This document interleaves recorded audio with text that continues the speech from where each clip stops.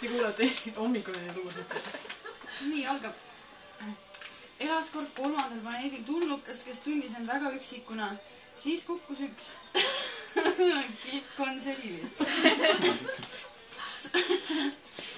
Suurest vihast viskas teda telekapuldiga.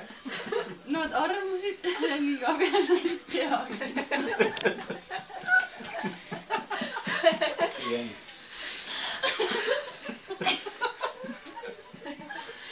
Ta võttis kõne 112 ja hakkas jooma.